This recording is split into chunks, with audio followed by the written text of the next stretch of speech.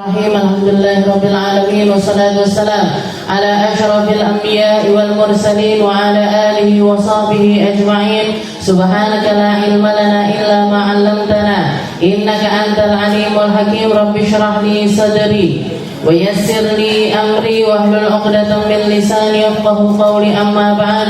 الحمد لله على نعمة الإسلام، الحمد لله على نعمة الإيمان وكفى بها من نعمة. Alhamdulillah, segala puji bagi Allah Subhanahu wa Ta'ala yang memberi kita nikmat Islam, iman, serta memberi kita berbagai macam kenikmatan yang lainnya. Utamanya adalah kenikmatan untuk selalu ditambahkan porsi-porsi dari keimanan kita lewat ilmu-ilmu yang kita pelajari, lewat ibadah, zikir, bacaan Al-Quran, dan segala sesuatu yang dicontohkan oleh Nabi kita Nabi Muhammad SAW untuk menjadi jalan kita menuju surganya Allah, untuk memantaskan kita berkumpul dengan para hamba-hamba Allah Ta'ala yang mulia, menjadi bagian dari mereka-mereka yang mencintai Nabi, merindu kepada Nabi, pengen menirukan segala sesuatu tentang Nabi, ngambil porsi untuk bisa beribadah, bermuamalah semacam Nabi Muhammad SAW menghabiskan kehidupannya di dalam perkara-perkara yang semacam itu. Ini adalah sebuah kenikmatan yang besar ketika kita dikasih jalan sama Allah Ta'ala untuk memperbaiki sholat kita. Dan jalan utama kita atau jalan pertama kita untuk bisa memperbaiki sholat sebagai penyambung utama kita kepada Allah Subhanahu wa Ta'ala adalah dengan cara memperbaiki keilmuan kita tentang sholat. Ketika Allah Subhanahu wa Ta'ala mengatakan innas salata tanha 'anil fahsya'i wal munkar, sesungguhnya salat itu merupakan penghalang bagi seorang hamba dari setiap perkara keji dan juga perkara yang buruk. Orang kalau salat itu harusnya tahu mana yang benar, mana yang salah. Orang yang salat itu harusnya paham mana yang pantas dia lakukan, mana yang gak pantas untuk dilakukan. Orang ketika sholat itu akan menjadi pencegah dia melakukan banyak hal keburukan, serta ketika orang terhindar dari keburukan-keburukan, maka kebaikan-kebaikan yang akan hadir di dalam dirinya. Karena pilihan hidup manusia itu semacam itu. Kita tanya kepada diri kita masing-masing, jenengan kira-kira kalau saat ini jam ini lagi nggak ngaji di ribat Aisyah, jenengan kira-kira ngapain?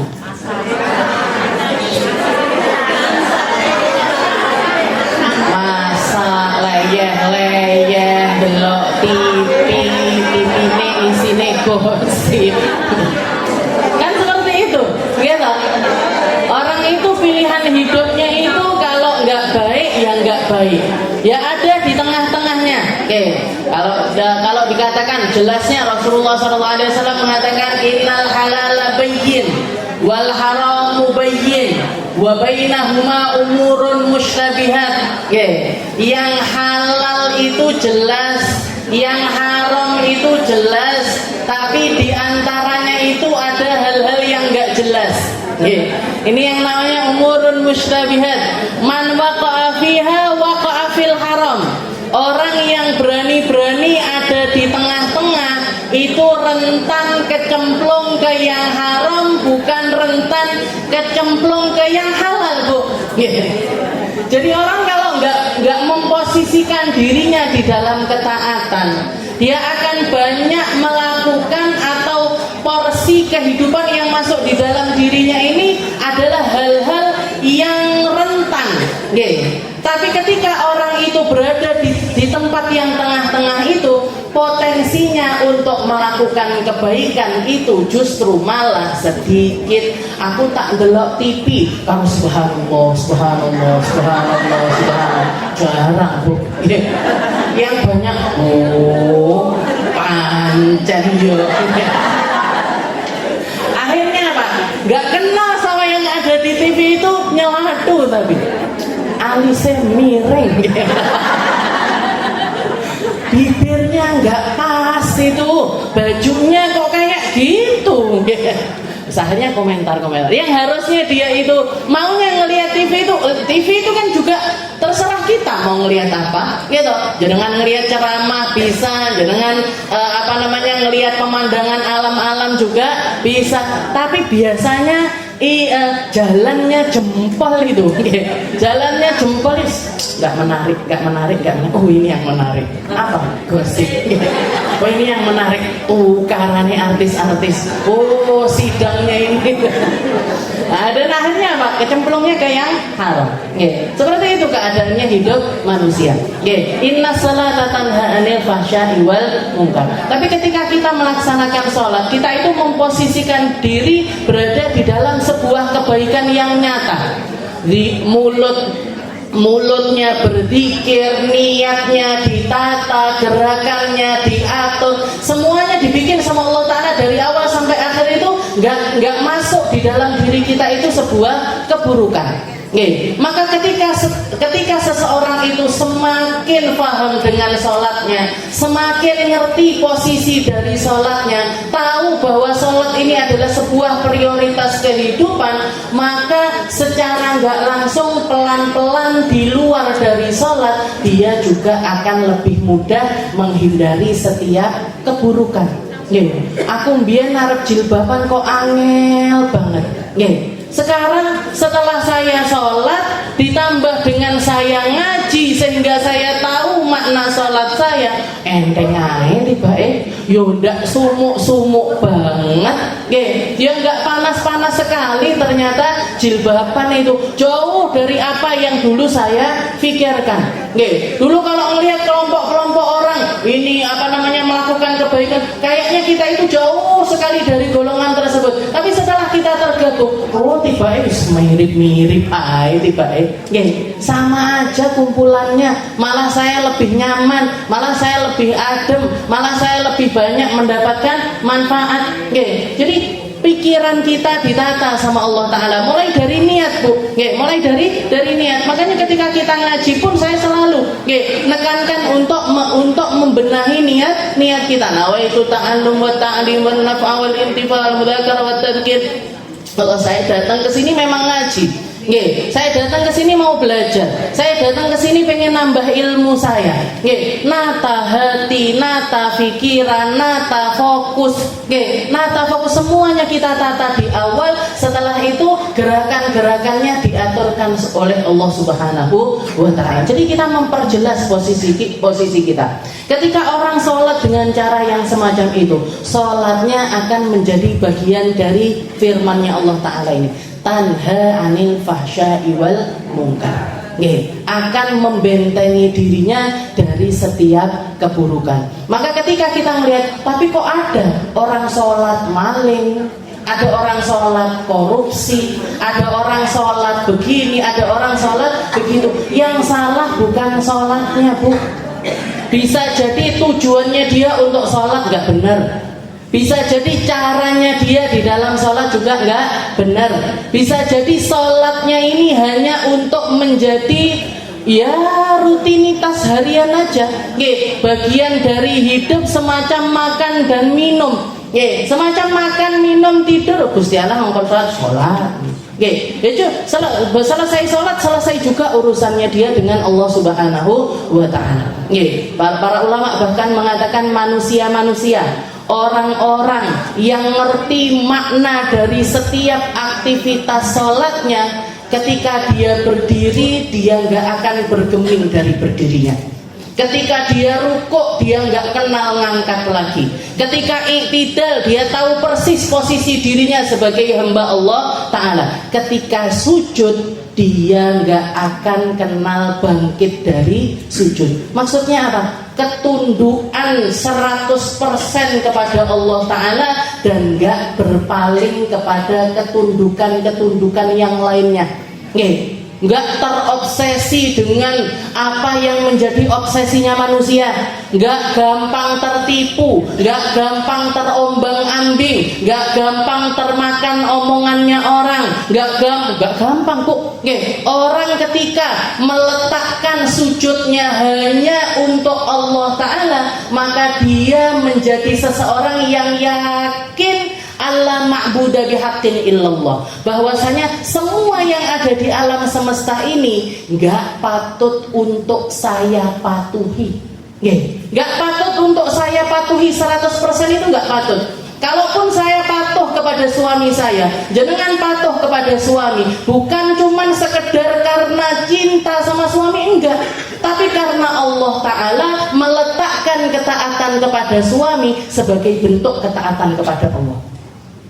Kenapa saya hormat sama orang tua saya? Karena Allah Ta'ala menjadikan kedua orang tua saya wasilah terbesar saya untuk nyampe ke dalam syurganya Allah.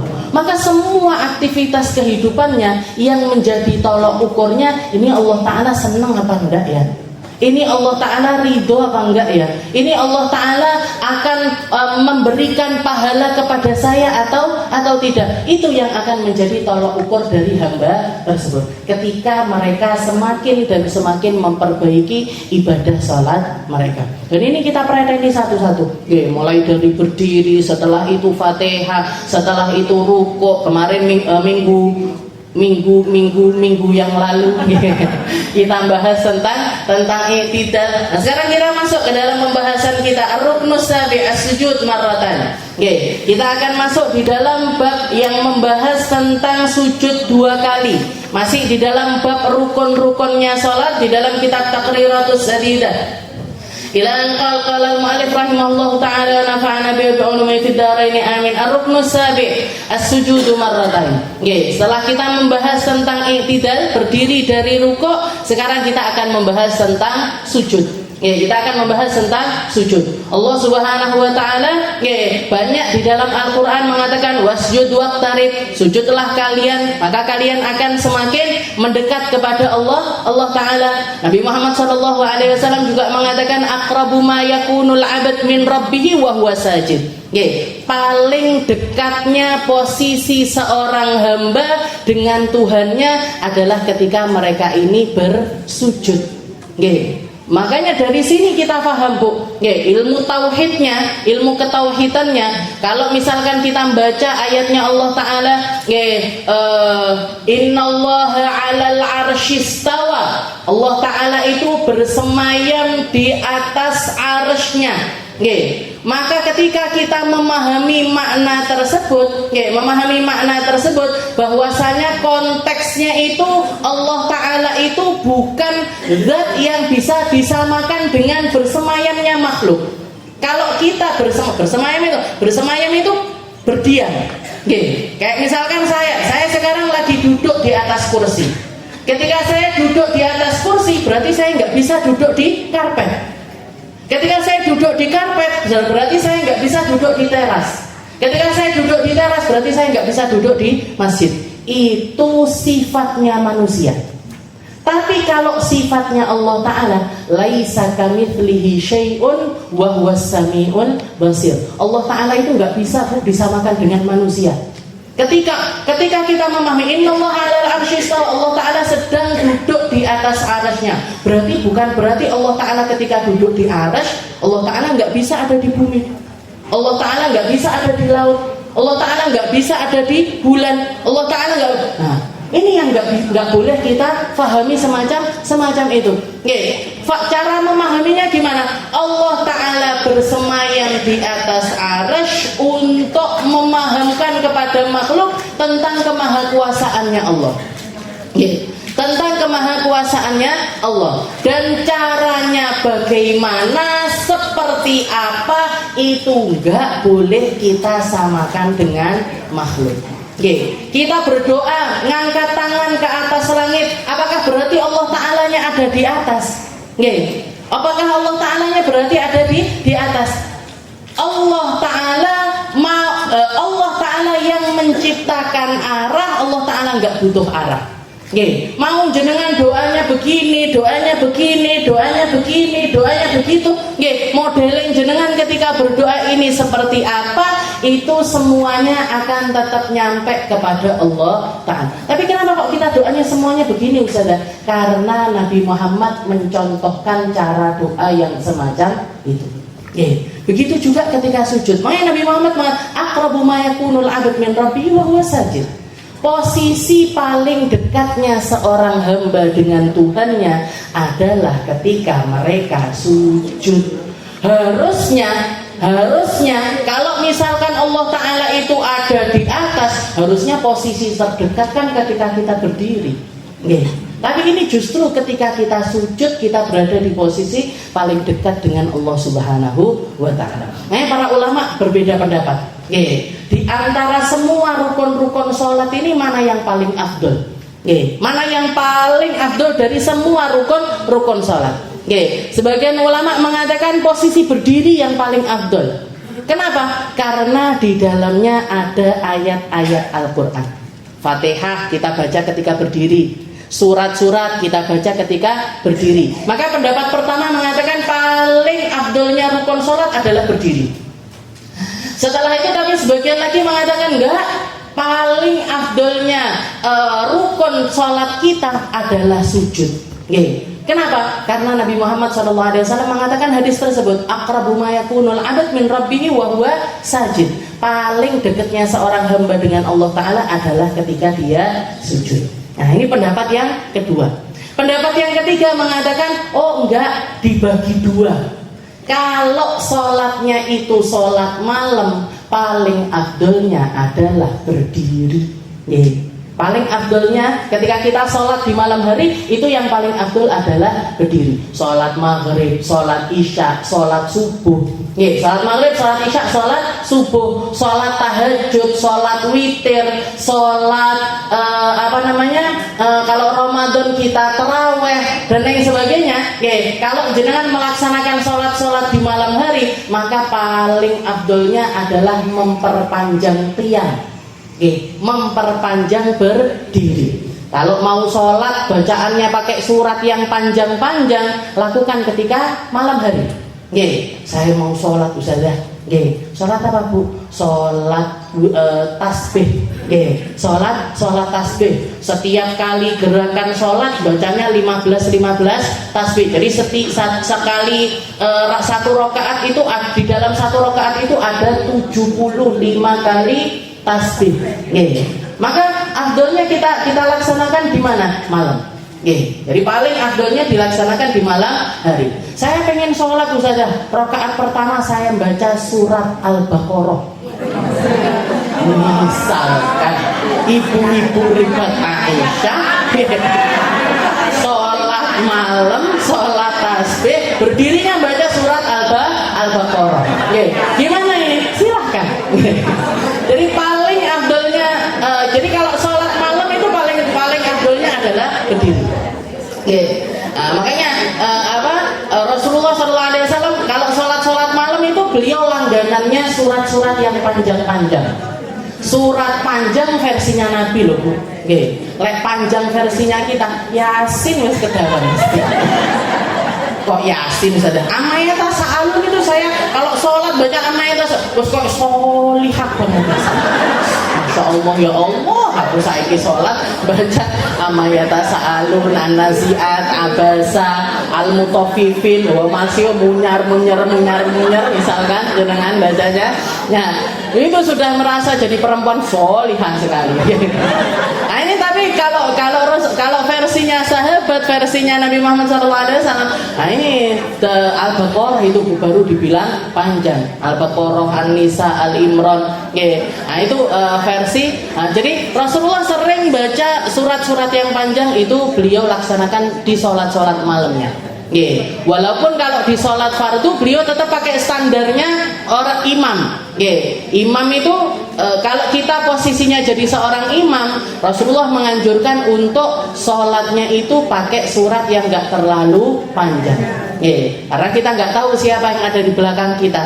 Bisa jadi orang sepuh, bisa jadi ibu hamil, bisa jadi ibu yang punya anak kecil, bisa jadi orang yang repot dan sebagainya. Maka anjurannya adalah sholat dengan versi yang paling normal. Jadi kalau sholat malam afdolnya berdiri. Tapi kalau sholat siang, kalau sholat siang hari itu afdolnya adalah sujud. Fa'akhiru fihas sujud. Maka lebih afdolnya adalah kalau kita itu memperbanyak sujud kita. Memperbanyak sujud kita itu berarti ya memperbanyak rokaatnya. Bukan satu rokaat. Jadi Ustazah kapan akeh sujud sak rokaat aku papat ya sujud. Apa 6, apa 8 itu tetap nggak boleh. Aturannya itu as-sajdatain. Sujud itu dua kali. Sujud dulu di antara dua sujud lagi. Setelah itu berdiri. Jadi kalau misalkan kita pengen sholat memperbanyak sujud, artinya adalah sholat memperbanyak bilangan rokaat sholat kita. Memperbanyak gerakan dari sujud kita. Wa huwa lughatan at-tatamun wal mail wa qila al-khudu' wat tadallul. Dikatakan di sini yang namanya sujud itu secara bahasa adalah al-khafd. Jadi merendahkan diri kita serendah-rendahnya. Posisi terendah di dalam kehidupan kita adalah ketika kita bersujud. Dan oleh karena itu sujud itu hanya diperkenankan ketika kita melaksanakan sholat. Gak boleh kita sujud di luar sholat, itu gak boleh. Sujud di luar sholat itu nggak boleh. Atau merendahkan diri sampai ke tingkat sujud. Nah itu kepada orang lain, kepada sesuatu yang lain, kepada hal-hal yang lain. Nah itu nggak boleh, haram hukumnya. Jadi sujud itu harus dilakukan di dalam sholat. Jadi secara bahasa at-tatamun wal mail wa qil al-khudu' wat tadallul. Jadi artinya adalah merendahkan diri, baik posisi fisik kita ataupun juga batin kita. Ataupun juga wa syar'an wad'ul musalli jabhatahu ala musalla. Akan tetapi secara syariat yang dimaksud dengan sujud adalah orang yang sholat meletakkan jabhatahu musallahu. Meletakkan dahinya ke tempat sholatnya dia. Makanya satu-satunya anggota sujud yang harus nempel secara langsung ke atas tanah itu adalah dahi. Selain dahi tidak wajib untuk nempel secara langsung. Kalau misalkan dahi ini harus nempel secara langsung dan nggak boleh ada penghalangnya. Nggak boleh ada penghalang dari sesuatu di dahi kita. Jadi misalkan jenengan pakai sholat, pakai daleman sholatnya sampai segini, sampai ke alis, sehingga nggak ada ruang dari dahi kita untuk nempel langsung ke tanah. Gimana hukum sholatnya? Nggak boleh, nggak sah. Tapi pertamanya enggak usah ada ujuk-ujuk melorot. Nah, gimana? Harus dinaikkan sekiranya ada bagian dari dahi kita itu yang nempel langsung ke atas tanah. Gak boleh ada penghalang sama sekali. Misalkan jenengan sholat pakai itu tadi daleman sholat, atau kalau laki-laki pakai peci tapi pecine kemajon, atau pakai imamah terus iwir-iwire niku dia sholat di atas ininya, sorbannya dia. Nah, ini juga enggak sah. Atau jenengan sholat pakai mukena. Pakai mukena yang rentan itu kalau pakai mukena atas bawah, setelah itu ketika sujud bagian ininya bagian kain yang atas itu tadi nutupi bagian dahi kita. Gimana hukumnya? Nggak sah. Jadi satu-satunya anggota sujud yang harus nempel secara langsung adalah dahi. Tapi kalau pakai sajadah nggak apa-apa sajadah. Yang dimaksud nempel secara langsung adalah tidak ada hal apapun dari pakaian sholat kita atau sesuatu yang lainnya, yang bergerak dengan gerakan sholat kita menghalangi bagian dahi kita. Ya, kalau sajadah kan memang jenengan bleberkan, bukan mukena. Ya, kalau mukena ini kan ya taharruk biharakatina. Ya, bergerak dengan gerakan salat kita. Maka ketika dia menjadi penghalang sujud kita, maka itu membatalkan sujud. Ya. Atau ketika sujud sujudnya di atas tangan gini. Ya. Gimana hukumnya? Enggak sah. Ya. Atau kalau orang-orang munafik dulu itu ketika mereka sujud, apalagi masjidnya Rasulullah kan nggak ada sajadahnya, nggak ada hambalnya, ya nggak ada tackle-nya, bahkan nggak ada, langsung ke tanah. Nah, jadi Abdullah bin Ubay bin Salul, orang yang paling terkenal sebagai kepalanya orang-orang munafik itu, kalau sudah para sahabat itu sujud, dia duduk, setelah itu pasirnya diambil ditempelin di sini. Bennya kok ben pas ngadeg podo kan, ininya kena tanah aku yo podo. Jadi gini karena dia nggak mau sujud. Wa syar'an wadul musalli jabhatahu ala musalla. Jadi secara syariat yang namanya sujud adalah meletakkan dahi di atas tempat sholat kita. Syurutus sujud tis'ah. Syaratnya sujud ada 9. Syaratnya sujud ada 9. Yang pertama adalah ayyasiha ma qablahu. Sama seperti yang sebelum-sebelumnya, ketika kita sujud kita harus memastikan bahwasanya semua rukun sebelum sujud juga sudah sah. Nggak ada yang batal dari Fatihah kita, nggak ada yang batal dari rukuk kita, nggak ada yang batal dari i'tidal kita. Setelah itu kita sujud, maka sujud kita ini juga dianggap sebagai sujud yang sah. Nah, jadi ayasih maqablahu, yang sebelumnya harus sah dulu. Yang kedua alla yaksid bihi ghairah. Yang kedua adalah kita nggak boleh sujud kecuali memang kita bermaksud untuk sujud. Nah, ini syarat semua gerakan. Jadi nggak boleh niatnya rukuk, gerakannya rukuk tapi niatnya sujud, nggak boleh. Gerakannya i'tidal tapi niatnya duduk di antara dua sujud, nggak boleh.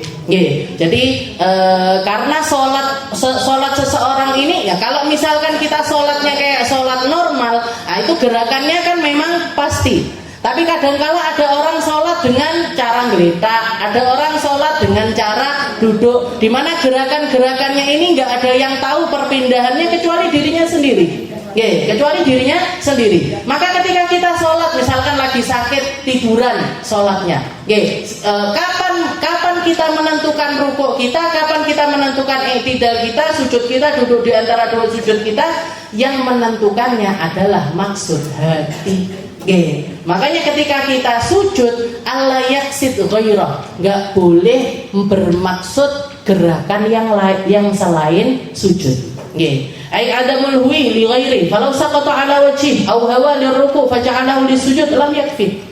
Jadi kalau misalkan ada orang lagi rukuk, ujuk-ujuk enek sing nabrak teko mburi, akhirnya tersungkur ke bawah, wis tak sujud pisan. Gimana hukumnya? Enggak sah, Bu. Enggak sah.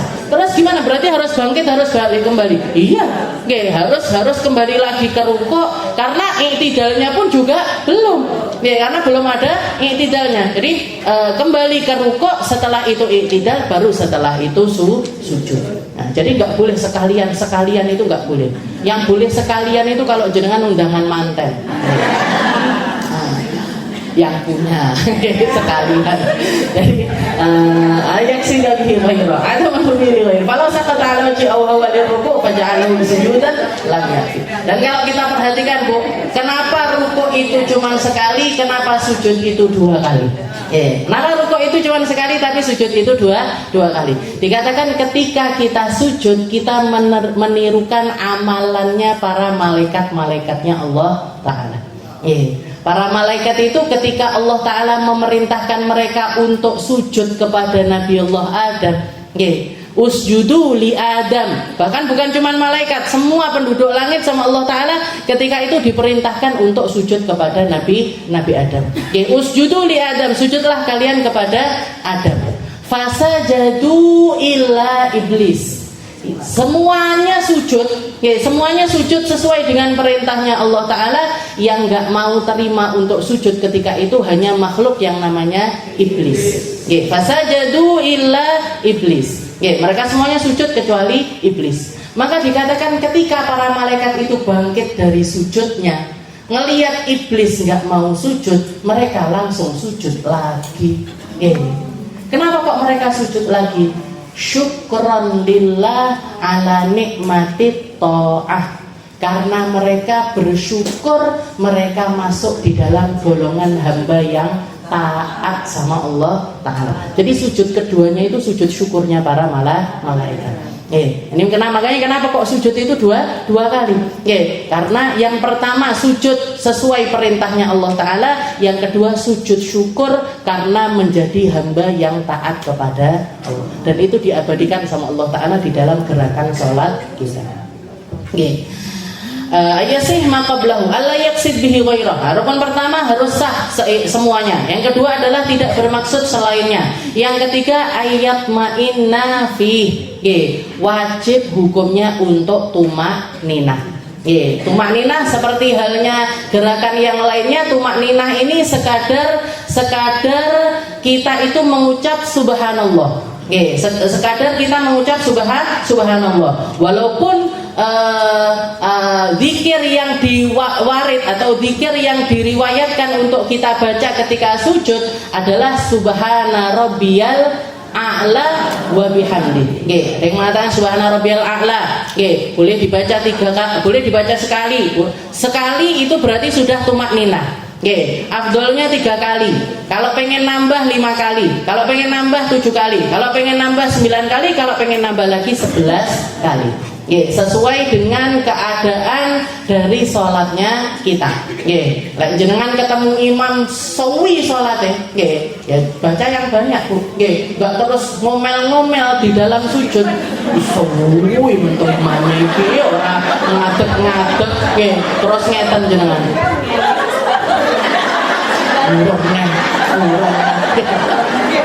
Gak boleh bu kayak gitu. Jadi kalau misalkan memang dapat imam sujudnya ini lama, pilihannya nih loh. Jangan membaca sekali, membaca 3 kali, 5 kali, 7 kali, 9 kali, 11 kali. Jadi kalaupun mau nambah lagi setelah itu juga nggak apa-apa. Dan afdolnya adalah kita kita witir, witir ganjil. Jadi diganjilkan. Subhana rabbiyal a'la, subhana rabbiyal a'la, dan juga yang mengatakan di mazhabnya Imam Syafi'i yang paling masyhur zikirnya subhana rabbiyal a'la wa bihamdi. Subhana rabbiyal a'la wa bihamdi, subhana rabbiyal a'la wa bihamdi. Saya pengen zikir yang lain saja, boleh. Subuhun qudusun rabbuna wa rabbul malaikati war ruh, boleh. Itu juga para sahabat beberapa kali dengar Rasulullah sujud baca tersebut. Bisa lagi subhanakallahumma bihamdik astaghfirullah, subhanakallahumma bihamdik astaghfirullah, subhanakallahumma bihamdik astaghfirullah. Itu zikirnya Rasulullah ketika rukuk dan juga sujud yang banyak didengar oleh para sahabat setelah terjadinya Fathu Makkah. Setelah terjadinya Fathu Makkah, tepatnya ketika turun ayat yang mengatakan idza jaa nasrullahi wal fath wa ra'aitan nasa yadkhuluna fi dinillahi afwaja fasabbih bihamdi rabbika wastaghfir innahu kana tawwab. Jadi dikatakan ketika ayat tersebut turun, Allah Ta'ala mensifatkan idza jaa nasrullah, ketika pertolongannya Allah Ta'ala sudah datang. Wa idza jaa nasrullahi wal fath wa ra'aitan nasa yadkhuluna fi dinillahi afwaja. Kamu sudah melihat orang berbondong-bondong untuk masuk ke dalam agama Islam. Fasabbih bihamdi rabbika wastaghfir. 3 hal yang diperintahkan sama Allah: bertasbih, bertahmid, istighfar. Maka para sahabat mengatakan semenjak saat itu paling seringnya zikir yang kami dengar dari Nabi adalah subhanakallahumma wa bihamdik astaghfirullah, subhanakallahumma bihamdik astaghfirullah, subhanakallahumma bihamdik astaghfirullah. Jadi 3-3-nya dibaca sama Nabi. Di rukuk kadang ke para sahabat dengar, ketika sujud kadang-kadang para sahabat juga mendengar. Di dalam riwayat yang lain juga para sahabat sering kali mendengar Rasulullah baca ya muqallibal qulub tsabbit qalbi ala dinik. Makanya para ulama menganjurkan bacaan ini ketika sujud yang terakhir. Ketika sujud yang terakhir di dalam rakaat kita, misalkan jangan sholat duhur 4 rakaat, di rakaat keempat, di sujud yang kedua sebelum tasyahud akhir, sempatkan untuk baca doa ini. Ya muqallibal qulub tsabbit qalbi ala dinik wa ya musarrifal qulub sarrif qalbi an maksiatik. Ya muqallibal qulub tsabbit qalbi ala dinik, wahai zat yang membolak-balikkan hati, tetapkan hatiku di dalam agamamu. Wa ya musarrifal qulub, wahai zat yang seringkali memaling-malingkan hati seorang hamba, sarrif qalbi an maksiatik. Palingkan hatiku dari setiap bentuk kemaksiatan. Ini boleh dibaca di sujud yang terakhir. Berapa kali Ustazah? Sekali boleh, 3 kali boleh. Ya niku wae lho, lek imame suwi jenengan waca pengen 10 ngono. 11 kali. Ya yang qalbal qulub tapi qalbi ala dinik wa ya musarrifal qulub sarrif qalbi an ma'siyah. Ayat ma'inna fi tumakninah. Nah, jadi minimalnya rukun salat apa? Tumakninah. Tumakninah ini sekedar baca subhanallah. Ditambahi dengan apapun silahkan. Tambahi dengan apapun silahkan. Kalau saya pengen doa-doa saya sendiri gimana? Monggo. Yang penting pakai yang warid. Kayak ini tadi semuanya ada riwayat-riwayatnya. Doa-doa tersebut semuanya ada riwayatnya. Jangan pengen doa yang lain. Saya pengen Rabbana atina, silahkan. Saya pengen Rabbana la tuzigh qulubana ba'da idh hadaitana, silahkan. Doa-doa yang warid, entah itu diajarkan sama Allah Ta'ala di dalam Al-Quran atau yang diajarkan sama Nabi Muhammad SAW. Tapi kalau doa saya sendiri, anak saya muka-muka lulus ujian, anak saya muka-muka keterima di kampus ini, anak saya muka-muka cepat ketemu jodohnya dan lain sebagainya. Gimana ini? Boleh silahkan berdoa tapi tanpa pelafatan. Jadi di dalam hati atau umi-umi. Umi-umi jangan. Jadi cuma ngomong aja tapi nggak ada suara. Ayat ma'inna fi ayat unat tumakninah yakinan. Setelah itu yang keempat adalah tumakna, harus tumakninah di dalam rukuk tersebut, di dalam sujud tersebut. Yang kelima ayat sujud ala sab'ati a'dha. Setelah itu untuk sujud ini harus sujud di atas 7 anggota. Harus sujud di atas 7 anggota bagian dari badan kita. Seperti yang dikatakan oleh Nabi Muhammad SAW, umirtu an asjud ala sab'ati a'dhum wala akufu sya'ran wa thawban al-jabha wal kafain wal rukbatain wal qadamain. Katanya Nabi Muhammad SAW, saya diperintahkan sama Allah Ta'ala untuk sujud tanpa ada penghalang dari rambut ataupun juga pakaian. Tanpa ada penghalang dari rambut ataupun juga pakaian. Maksudnya apa? Kalau misalkan ada laki-laki sholat pakai poni, jadi istilahnya di bagian kepalanya ini ada rambut yang nyampe ke dahi, maka itu kalau Rasulullah seringkali dikesampingkan. Rasulullah itu gaya rambutnya kadang-kadang ada yang begini, Bu. Jadi rambutnya Nabi itu seringkali panjang. Bainal jummah wal wafrah. Seringkali sekian atau sekian. Orang kalau rambutnya panjang, otomatis bagian sininya kan juga panjang. Tapi Rasulullah seringkali narik ke belakang. Pakai apa? Pakai kolan suah, pakai peci. Pakai peci. Kalau enggak gitu pakai imamah. Duduk gaya bandu. Pakainya peci atau juga imamah.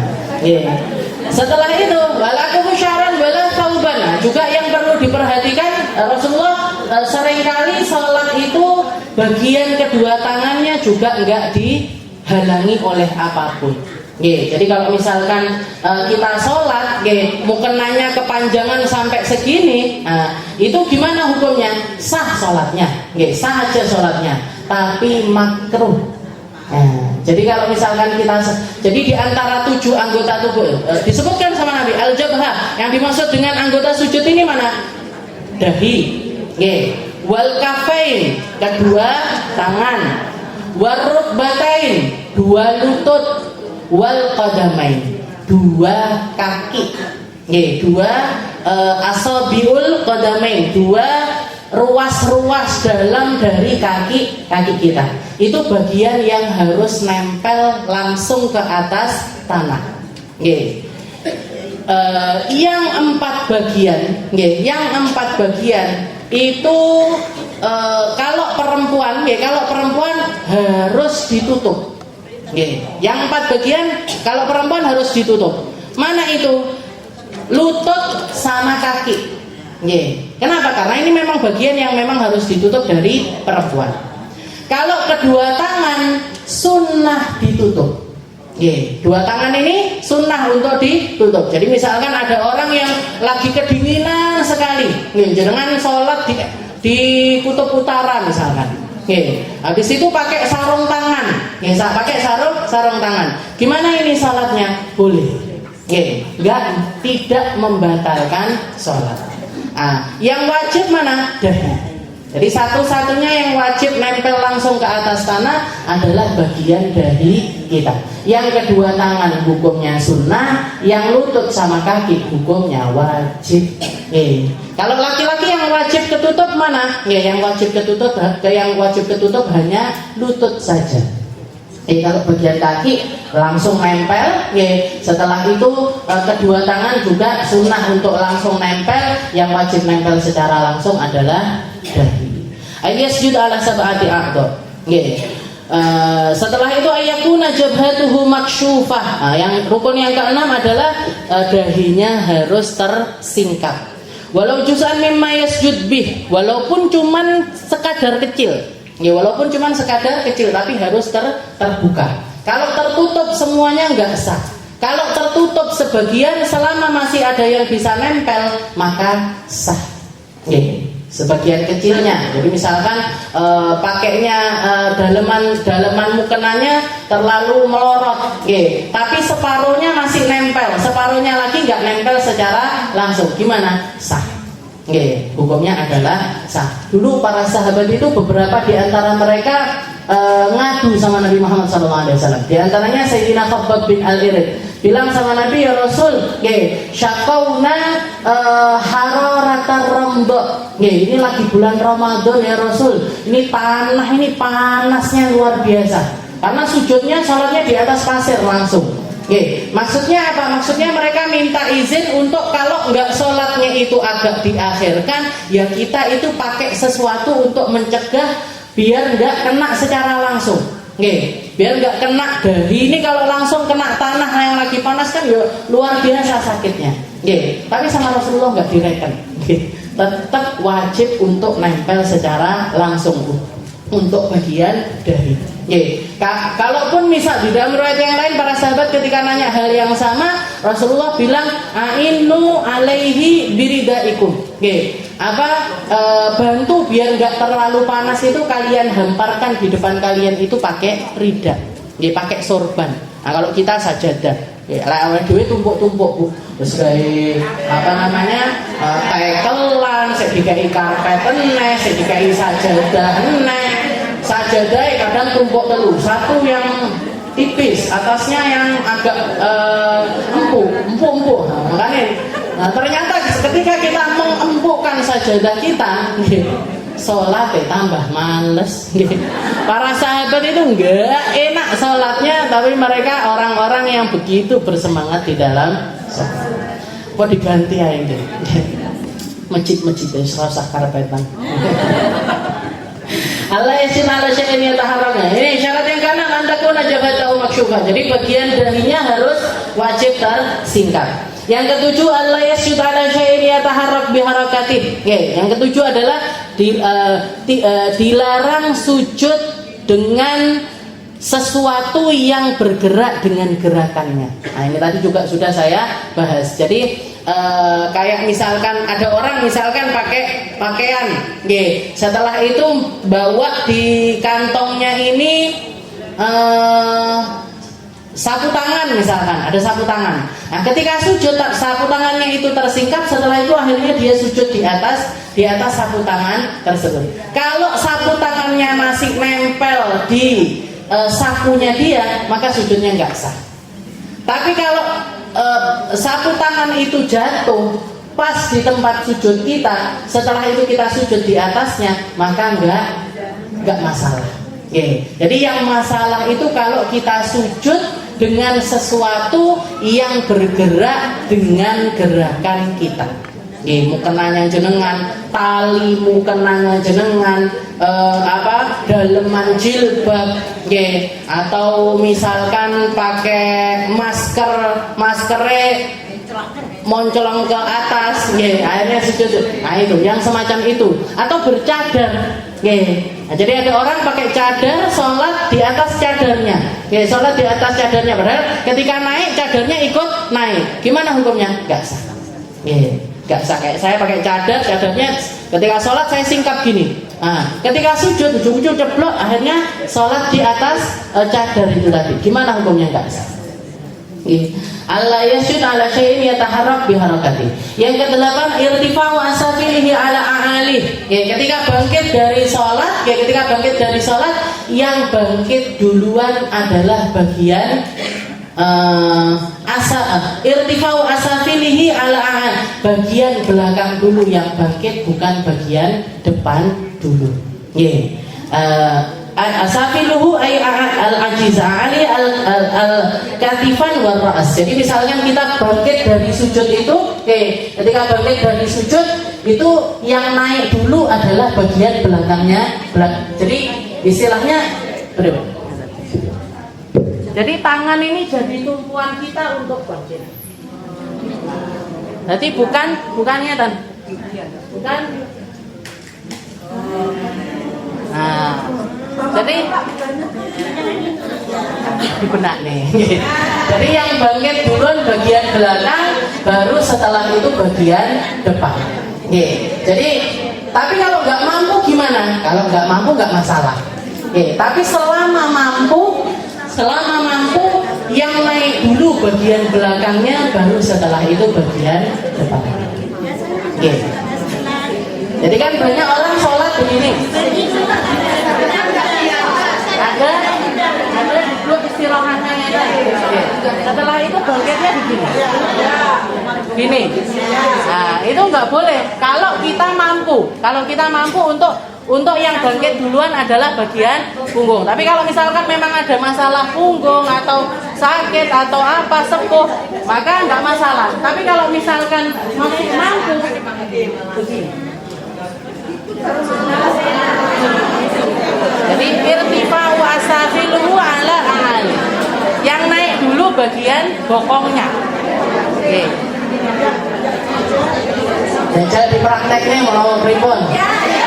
Jadi yang bagian bagian depan aja ini. Jadi yang bangkit itu bagian bokongnya dulu. Jadi tangan ini untuk tumpuannya kita untuk bangkit. Tangan jadi tumpuannya kita untuk bangkit. Yang naik dulu adalah bagian keping. Duduk dulu, baru setelah itu tangannya jadi tumpuan. Pokoknya satu dong ya. Jadi tangannya jadi tumpuan. Habis itu bokongnya dulu yang diangkat. Nah, baru setelah itu Kalau misalkan memang nggak kuat nggak masalah. Kalau memang nggak kuat nggak masalah. Jadi yang naik dulu tangannya jadi tumpuan.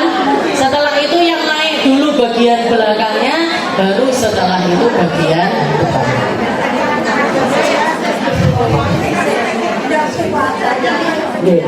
Jadi salah satu tafsiran dari firman-Nya Allah Ta'ala yang mengatakan wailul lil musallin alladzina hum an salatihim sahun walladzina hum yura'un. Nah, jadi ada bagian orang sholat yang dilaknat sama Allah Ta'ala.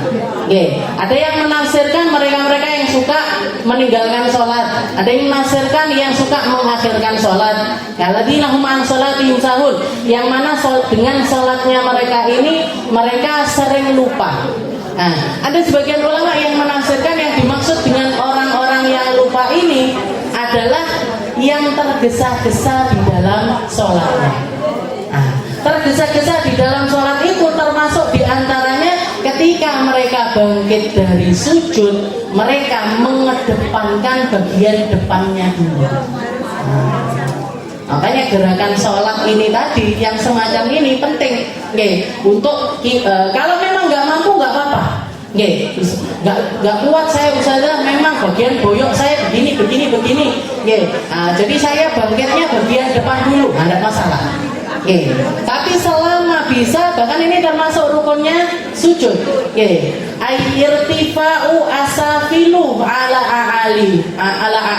Jadi yang bangkit dulu bagian belakang, baru setelah itu bagian depan. Jadi bangkit dulu bagian depan, bagian belakang, setelah itu baru bagian depan. Ya dicoba nanti. Kalau memang nggak kuat nggak masalah. Kalau memang masih kuat, maka harus belakangnya dulu yang naik. Nah, iya, sebenarnya lebih mudah yang seperti itu.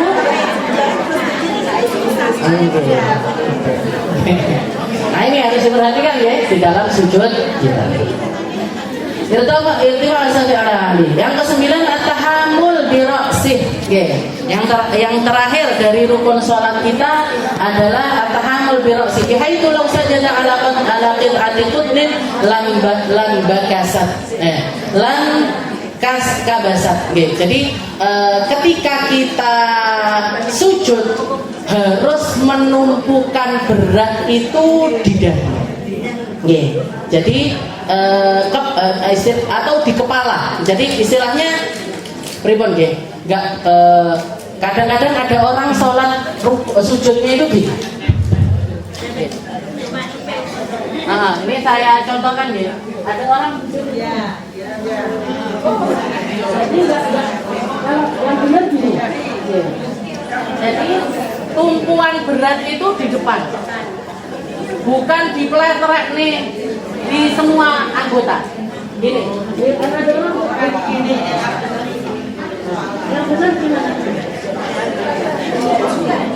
Jadi tumpuan beratnya di depan. Jadi yang ditumpukan untuk kita di fokusnya bagian yang harus. Jadi istilahnya pripun nggih? Kayak rada jungkel ngoten. Nggih. Kayak agak tumpuan berat itu diletakkan di bagian kepala. At-tahammul bi ra'sih. Sekiranya apa? Semacam apa? Sekadar apa? Bihaitsu law sajada ala qit'ati qudmin lan kabasat. Sekiranya kalau misalkan di bagian tempat sujud kita itu ada kapasnya penyet. Sekiranya kalau misalkan di bagian depan kita itu ada kapasnya itu penyet. Atau bahkan kalau zamannya Nabi Muhammad SAW, Rasulullah itu memerintahkan para sahabat untuk sujud sampai apa? Sampai bagian tanahnya itu ada bekas sujudnya. Tekok. Jadi ada dekok aneh sujud. Nah, ini yang diperintahkan sama Rasulullah SAW. Jadi ini menunjukkan kalau tahammul biraqsih itu termasuk dari kewajibannya, syaratnya sujud. Jadi syaratnya sujud itu tumpuan kepala kita tepatnya di bagian dahi itu benar-benar harus nempel. Nggak boleh agak diangkat atau nggak terlalu bertumpu dengan kepala. Nah, itu nggak boleh. Nah, itu adalah syarat terakhir dari sujud